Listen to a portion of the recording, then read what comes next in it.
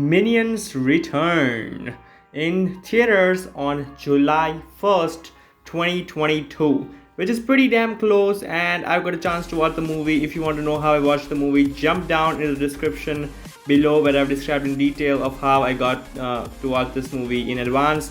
Let's start with the Minions review, but before we actually start, let me remind you to subscribe my channel Film Villa because of a lot of other early reviews, including the review for Thor, Love and Thunder and Nope are coming soon.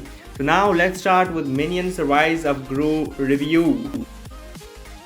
Set after the events of the first film in the 1970s, a 12-year-old Gru is growing up in the suburbs, a fanboy of a team of supervillains known as the Vicious Six. Gru hatches a plan to become evil enough to join them. When the Vicious Six oust their leader, legendary fighter Wild Knuckles, Gru interviews to become their newest member. It does not go well, and things only get worse after Gru steals a precious stone from them with the help of Kevin, Stuart, Bob, and Otto, and the other minions, and suddenly finds himself the mortal enemy of the apex of evil.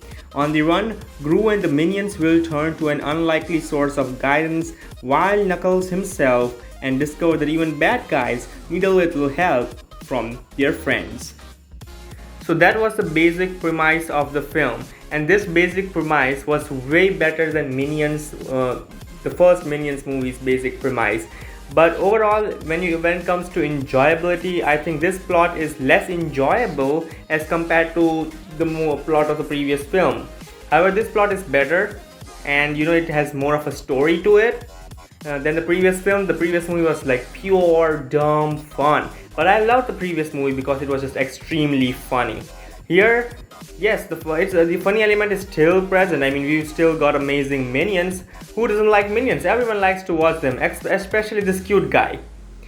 So I really enjoyed this film overall because it's, again, a movie which is about dumb fun. Even the story, I mean, the execution of the story is poor, and there's like no intention. I mean, it's not clearly said why Gru wants to really become a bad guy. But again, it's more of a Gru's origin story and his first mission with the minions and everything that we saw a glimpse of in the previous film. This is a 12-year-old Gru, and we know, and I still like the Gru we saw in the Despicable movies. This Gru is not fun, really not fun. I mean, I think he's an annoying kid, really annoys me. So I really like the first film because it was purely about minions and it teased us Gru at the end. But this movie has a lot of Gru in it, so whenever there's a scene about minions, I really enjoy it. I really enjoy it. I mean, I laugh out loud just by seeing those guys. Those are adorable. I want one of them. So when suddenly Gru comes up and I'm like, come on, can we go back to the minions? So I wish they had done more with Gru's character so that it could have been more interesting to watch. So that's the problem in this film. It has a lot of Gru as compared to the first film, and this Gru is not as interesting as the one we saw in the Despicable Me movies. So that's basically my criticism for this film. It should have done with more with Gru's character. As for the legendary fighters they are mentioned here, Wild Knuckles, yeah, that's pretty okay. I mean, nothing special to talk about over there. But when it comes to minions, oh, they are a blast. Like, from the beginning to the end, I mean, every scene involving minions is a blast. And this movie recognizes that minions are the main thing here. Everybody's going to come to watch this film to watch minions. And it delivers us a lot of minions, especially the third act fight with the minions is so good. I mean, it was so enjoyable. I mean, kids are going to love this film. Like, really like this film. Even I liked it, but as I'm not a kid, I mean, it appeals less to me than, say, for something like a Pixar film. Illumination movies are enjoyable. I watch every one of them, but I just don't remember them as much as I remember the Pixar films. That's the problem here. It's just not. It doesn't connect with me the way it does with a lot of people.